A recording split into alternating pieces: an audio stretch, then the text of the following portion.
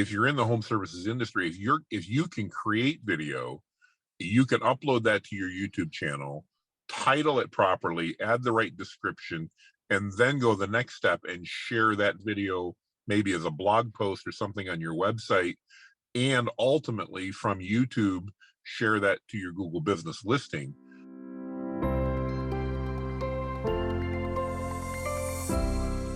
Welcome to our podcast today, where we're talking about local search and specifically about near me search. I'm actually out in my vehicle today and I'm in a small town. And one of the things that I thought about as I was driving is that, so many of the searches nowadays are focused on the near me phrase. In other words, a roofer near me, an electrician near me, a plumber near me, maybe even the Chinese restaurant near me.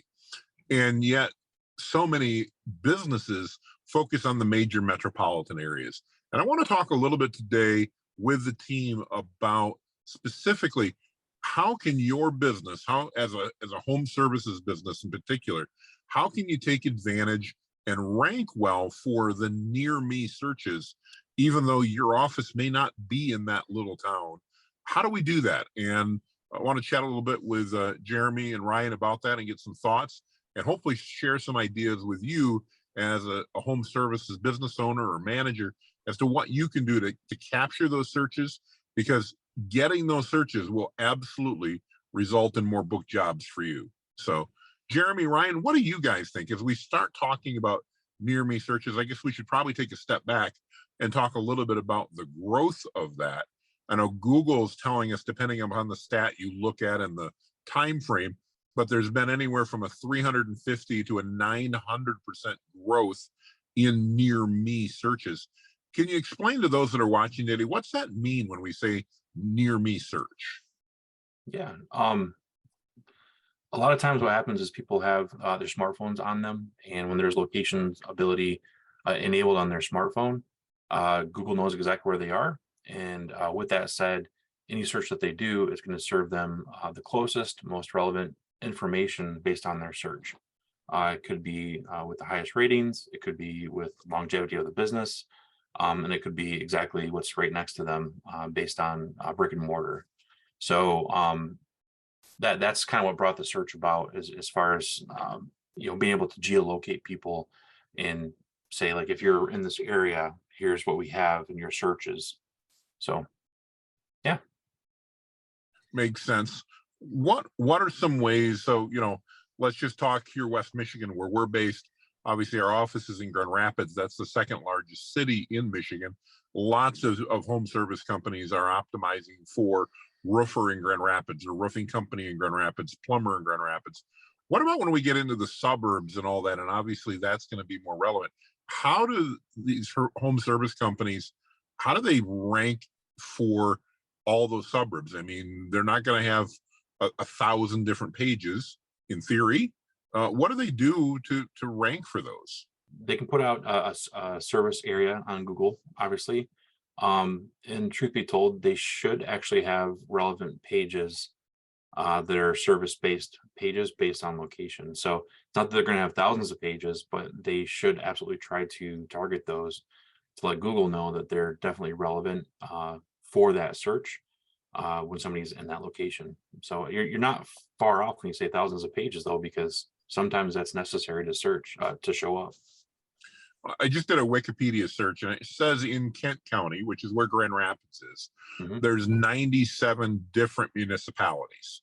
So just to clarify for those on watching, then what we're recommending is that they really, in a perfect world, should have 97 location-based pages, but not just for locations. They should do that for every service they offer. So if we're talking about a roofer, they need 97 pages for roofing, 97 pages for roofing company. They need 97 pages for roof replacement. They need 97 pages for roof repair. Now that's only 4. And I've already, so that's, 400 pages right there. And now we're only talking one county, and we're only talking one keyword. Is it reasonable to assume there's probably 4 to 6 keywords for each one of those services that they offer that they should also be ranking for, or no? Absolutely. We got to give Google the tools that they need in order to be able to make sure that the page is relevant. And so we do have to put keywords in there. We have to, put external links going and maybe even into the Google profile in there. Um, and it's how you structure the page as well. So, and last quarter, Google did some updates for the algorithm changes, and keeping up with those algorithm changes is going to be vital for anybody to be able to show up on the near me categories. So if there's, let's just say, keep it simple for math purposes. If we said, that was going to be 400 pages, yeah, 400 pages. If there were 4 keywords for each, that now means all of a sudden we're talking 1,600 pages. Mm-hmm. Is my math right? So for Kent County, again, in perfect world, I know we're not talking everybody, but in perfect world, 1,600 plus pages just to dominate Kent County. We're not talking about the surrounding counties around that, but just for that one county. Is my math right for that? I don't think it's off, but we also have to be careful not to keyword stuff. If our URL automatically has roofing in it, we don't have to keyword the word roofing in each and every page. And so strategically, you can probably get away with doing less than 1,600 pages.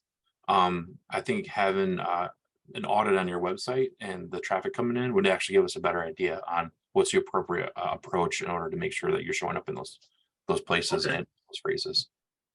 All right, but certainly the 400 that we started off with would be very easy to do, because you've got 97 municipalities, 4 services.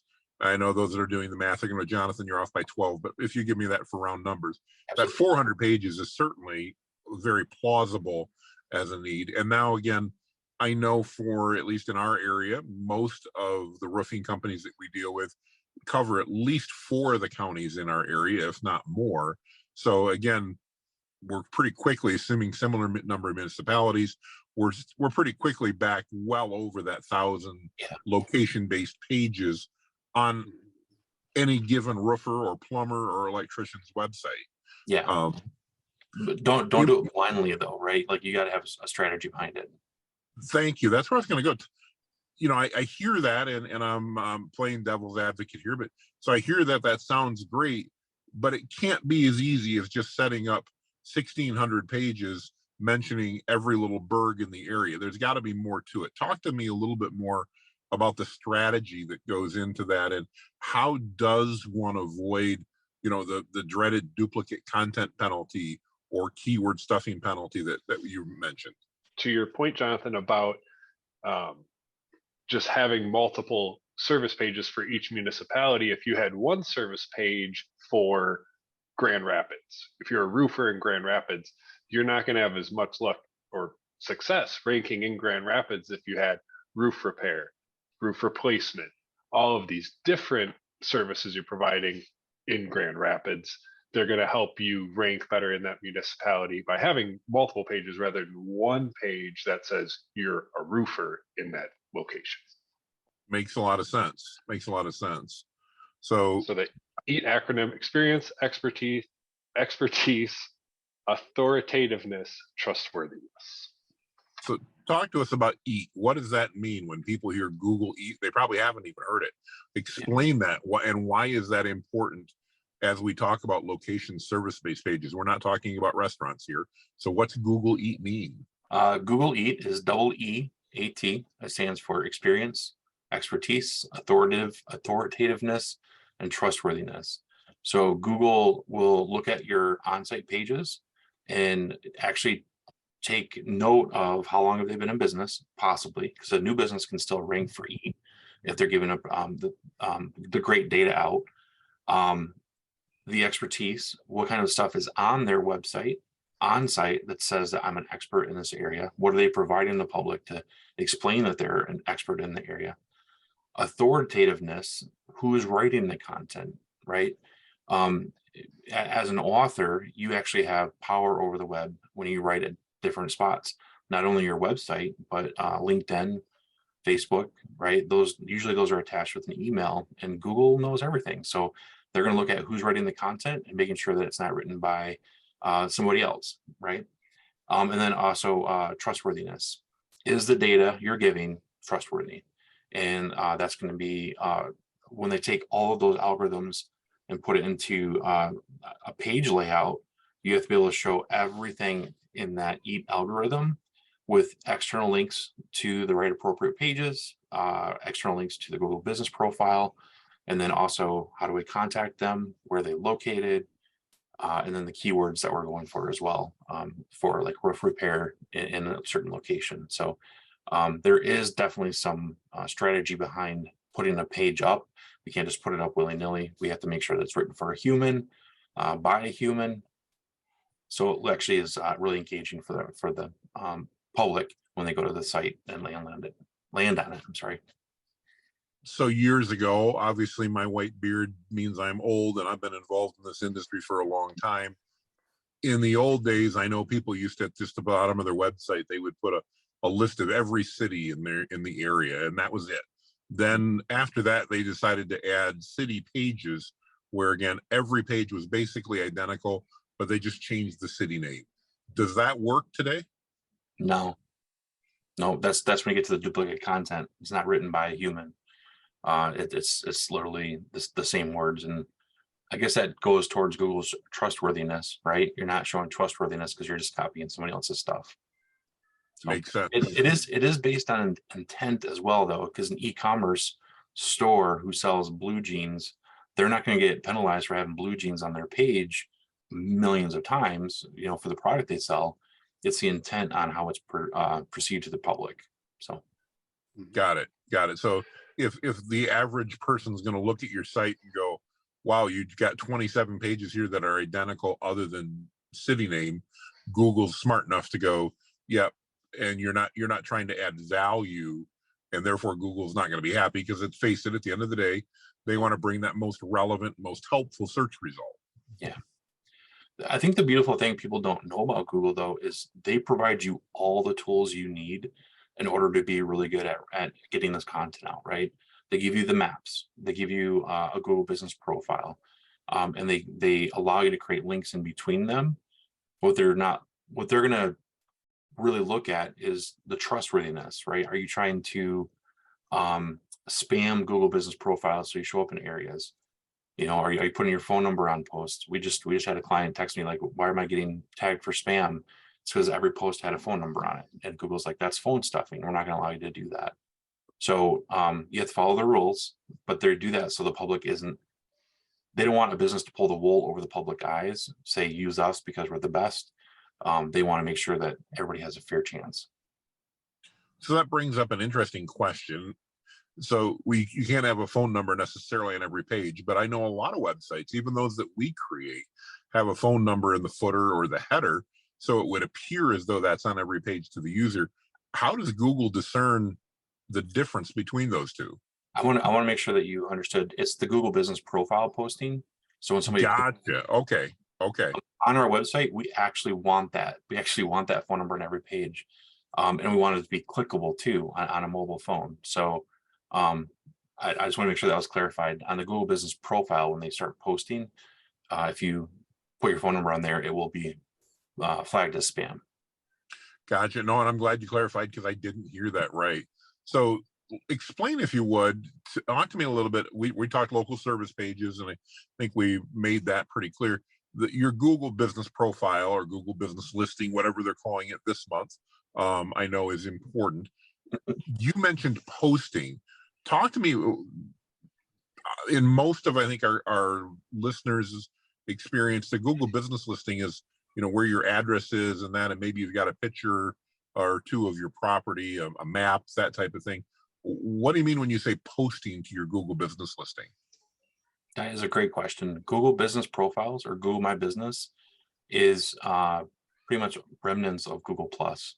And so if you own a business and you're on their platform, you have the ability to create a post. It's pretty much a social post that's to the public, where people can actually see what's happening. A business has every right to pull up their phone, take a photo, upload it to a Google business profile as a post. For instance, roofer, I take a picture of a roof that I'm repairing. I can actually put that on the Google business profile. Well, guess what? Our phones actually geotag the photo. So Google knows exactly where we are when we took the photo. They know if it's a real photo or a stock photo, where the device it was taken from. So if we actually take that cell phone image, put it on a Google post and say, we're repairing a roof in this location, Google tells, yeah, you're absolutely right. You were right there. We have the evidence that you're right there. We know what you were doing. This is relevant to your business. Guess what? We're going to reward you for using our tools. You're going to start showing up in the areas you start taking pictures in and posting. So very cool. We also need the Google juice to our site, and so having inbound links from our website to Google Business Profile will help build that authority that we're looking for to make sure that we're ranking properly. So that's an interesting one. We talked a little bit about authorship and things like that. How does Google, authorship's easy. I know they're going to look at who wrote that article. And so it's important on your website, at least, to make sure that you haven't just had your web company, put their name in there. It's got to be your business owner or a name or something like that. What about that authority? How does a website gain authority in Google's eyes? It's the content that you write about. How trustworthy is that content, and how often do you post? That's an age-old question. How, let's assume for a minute I'm running a plumbing company, and obviously I'm busy like most plumbers are, and I'm trying to figure out all the things I should be doing to run my business. How often do I really need to post new content to my website? Yeah, to that point, how quickly do you want to rank?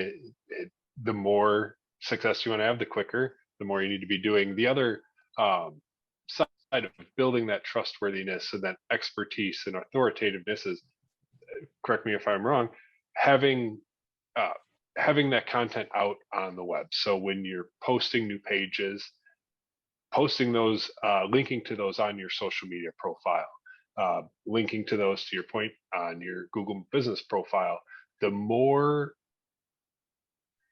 spiders or more avenues out on the internet back to your website, the more Google views you as an expert, as someone who's providing value and trustworthiness.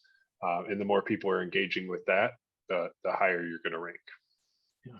You guys did a great job of dodging my question, but I'm gonna go back on it in a minute. How about fair enough? We can't say there is no magic formula. I get it. There's not a silver bullet that we can go post this many times and you're good. Realistically, you're talking to the average home services company here. So what's the minimum that they should be posting new content on their blog? What's the frequency we'd recommend? The minimum, absolute bare minimum. 1 a month. 1 a month would be the minimum. 1 a month. Okay. Well, I know I've gotten that question a lot over the years, and I would agree with the answer, but I was curious what you guys would have to say. So that type of content, talk to me briefly about what that is. That a blog post? Is that just embedding a social media post from my Facebook profile? Is it just changing a picture? What does that look like to be effective? What type of content is it? It's going to be a long form blog post. That's what we recommend. Over 600 words if possible, and with relevant data that's engaging to the audience. So, Google's gonna look at something called bounce rate. How quickly does somebody come to that blog post, read through it, and then leave? So if they come to the website, read the first paragraph and leave, that's going to have a negative effect on your SEO. That's engaging. It's going to have, they're going to be on the website a lot longer. So to answer your question, it just should be a longer form blog post with images, links, all the good data that you need to rank. So at the end of the day, it's a lot more than just posting a bit of content and going, okay, I'm done. We do need to think about it from our customers' perspectives and what information that customer we want to work with, what they want to see. Mm-hmm. Yep. So we talked about Google business listing. We talked about local service area pages.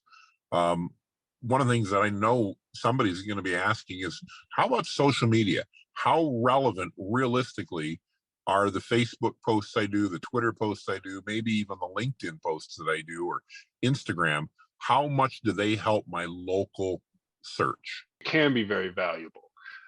To that point, if going back on what I said, if you are linking a page for roof repair in your local area to your Facebook page and someone shares that, there is another link back to your website out there. So depending on how you're utilizing it can really depend on how effective it is. If you're just out there posting, a picture every day and it doesn't link to anywhere, that's going to be a lot less effective than if you're actually giving or supplying that content to people and getting them back to something that's going to be valuable to them. And when you're blogging, a good strategy is what questions do people typically ask me? I'll just go through and answer a frequently asked question in detail. And maybe you're going to tell them something that you would potentially do for them. The goal there is if they're going to do it themselves, they're going to do it. But if you can position yourself as the expert by telling them, hey, this is exactly how you would do this, 9 times out of 10, they're going to hire you to do it, because I speak for most of us. If you're dealing with plumbing, you're not going to want to do it yourself. The likelihood that something goes wrong, you don't want to have to deal with that. So hiring somebody who is that expert, who just showed you that they have a process and a plan to do what you need done, they're the person you're going to reach out to.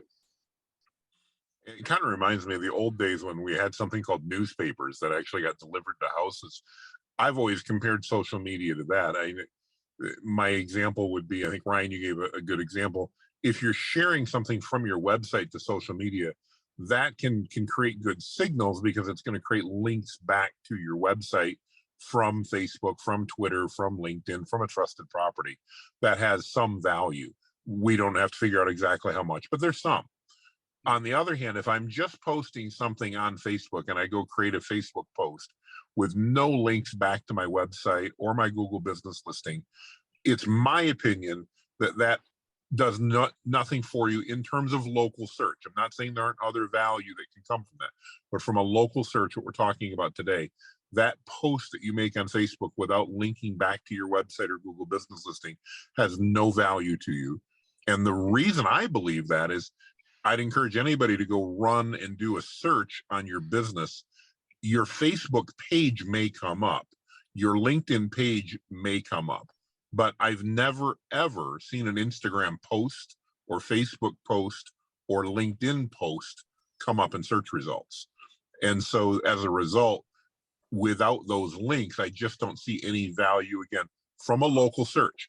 Value for branding and top of mind awareness, that's not what we're talking about today. There's absolutely potential there.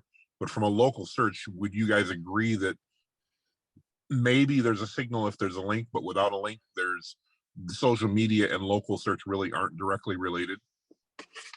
I'm going to say yes on most social media platforms, Jonathan. I do think that people forget that YouTube is a social media platform that does show up on search engine results. So, Touché. Yeah. Talk a little about that to our viewers. What's different about YouTube than a Facebook post? I mean, you're saying if I do a search, a YouTube video might show up in addition to my YouTube channel? Yeah, 100%. If you title the video correctly, it should show up in a YouTube search that's relevant to the information. So that I know that Google used to put those as a high ranking. I do think that the map will overtake it, but I do believe that YouTube videos still show up as a search result. So, and the reason they do is because YouTube is owned by Google. No, absolutely. And I can confirm they do still show up. Absolutely. I think that's an important thing to think about if you're going to be creating content, though, as a small business or even a medium-sized business owner. If you're in the home services industry, if you can create video, you can upload that to your YouTube channel, title it properly, add the right description, and then go the next step and share that video maybe as a blog post or something on your website, and ultimately from YouTube share that to your Google business listing. Now we're creating that web that Ryan kind of started talking about. There's multiple connections that Google looks at and starts getting excited about, going, okay, there's a piece of content here that's linked in multiple ways. They're going to give it credit because it's on one of their properties, YouTube. And as a result, you are not only showing engaging content on your website, which will encourage people to spend more time on your site, you're creating content that can show up in the search results, as opposed to a LinkedIn post, a Facebook post, Instagram post, which again, your page might show up, but that post is never going to show up. That's something Gary Vaynerchuk talks about often, is recycling content.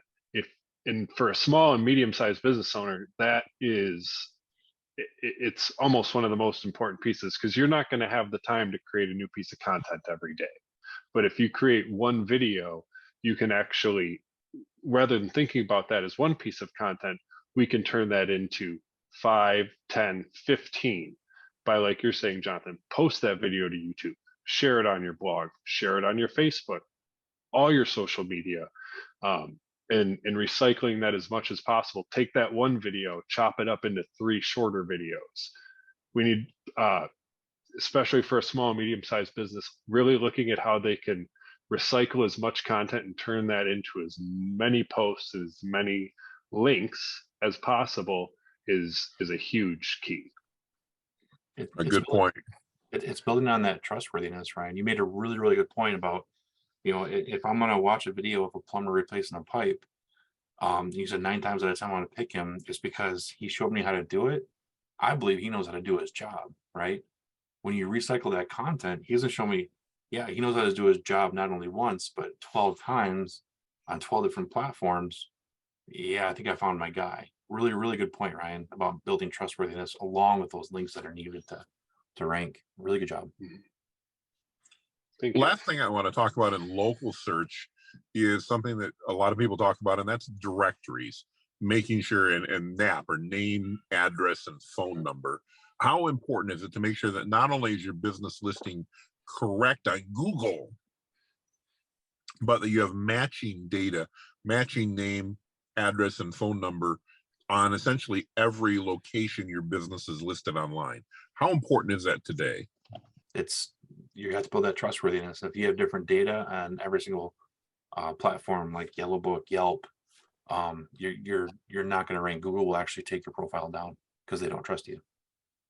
So when we say that, does that mean not only the spelling, but does that mean that, if I'm an LLC, do I need to decide, do I include or not include the LLC? Is that part of that decision, or does that not matter? I have certainly heard from Yext and others that is again a factor. It's not as important necessarily as the base name. So you want to make sure that you're using your name. So let's just take a look at I think in Rock, there's a great plumbing company I love there called Kellermeyer Plumbing. If Kellermeyer Plumbing is doing that, and I don't know whether they're incorporated or LLC or not, the most important part is definitely going to be that they use Kellermeyer Plumbing consistently, those 2 words. The LLC, though, and deciding are you going to show that or not, may have some value from what I've read. I don't know for sure either. I know Yext is going to say it does matter. Others may not. But I agree that base part is really the important. The other thing I know comes up a lot, and that's phone numbers. We're proponents, as many people are, of using tracking phone numbers to track things. Can I use different phone numbers in different areas, or is there a risk to that? And at what level does that work, or what do we recommend? I guess, what would we recommend? How do you handle the ability to have a tracking number, even if it's not your main number? Where do you show that? It's a good idea to have tracking numbers.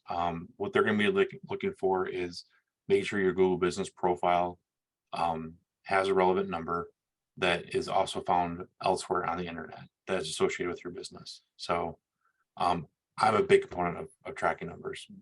I think they should be used. But the key there then is, don't necessarily use a different tracking number on every directory. Use and now if I remember, on Google, the best practice is that you can use a tracking number, and set it even as your primary, but then you need to use your real quote unquote number as a secondary number so that Google can validate that you're associated with it and not a separate entity. Is that correct? I believe so, yes. Cool. Yep. What other advice would you give to a home service business owner? What things should they be looking at as it comes to local search? And I guess maybe to summarize as we wrap up, why should they take the time to worry about those local searches? At the end of the day, is it really going to help them get more book jobs? I think it's yes. If you're not going to be looking at local searches, you should almost.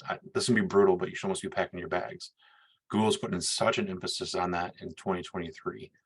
Everything that they're doing is explaining that they want you to be relevant to the people that are around you if you provide a service. And I'm not going to shift the conversation, but one thing we didn't talk about was, creating that authority is also, where does that business show up elsewhere on the internet? Are they providing other relative information on the internet, not just social platforms, but are they guest blogging? Or are they showing up on high-ranking authoritative websites that with a link into the website? That also builds authority, and that's something that will help local search rankings in the overall, because you become an entity that's really well known across the internet. So that's something that I think that people should be thinking about too, is where else is your business located outside of a directory with content that's relevant pointing to your website as well. So as an example, could that mean writing a guest blog post for your Chamber of Commerce or something like that, linking Absolutely. that back to your website? Is that the type of thing you're saying?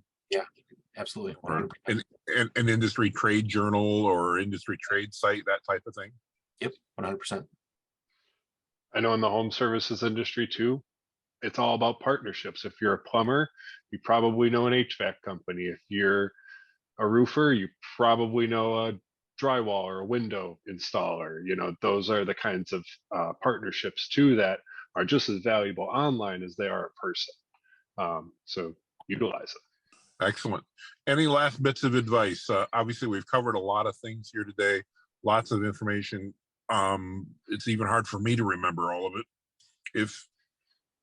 If you're in the home services business and you want to dominate that local search and you've got questions, what should they do next, Ryan? Well, you need to make sure you're checking off those first boxes. You need to have a website. You need to have a Google business profile. You need to be updating your website, like Jeremy said, at least once a month, and then linking those updates to your Google business profile and to as many social media profiles as you possibly can, recycling that content again. Those are the basics you need to be checking off. If you need that website, if you're looking for more tips, give us a call. Absolutely. We'd love to talk to you and help you come up with that strategy or what that next step is to be successful and show up on Google and get more jobs. And hopefully we can do some of that here, even while you get to humor with us and realize we're not experts at every idiosyncrasy either. Sometimes we've got to do our research. The good news is we've got a whole team behind Jeremy and Ryan and myself. And if we don't have the answer, chances are they do. And if you've got questions, we're here. Pick up the phone, call us, schedule a free meeting with us. We'd love to chat and see if we can help you dominate that local search, because as Jeremy said, it is going to be the difference. Google's told us local is what matters. And if you're a home services company, you need to be concerned about local search and making sure you rank there to get those jobs. Absolutely. Might not be the best at trades, but we do know marketing. That we do know. All right. With that, Jeremy, Ryan, thank you very much for your time. I appreciate it. I know it's been a busy day and lots going on here, even getting this call set up. We appreciate it greatly. If you're watching this video and you have any questions, feel free to check out our social media channels on our website. We've also got lots of other training, other discussions, things like that. We are more than happy to help you do this on your own.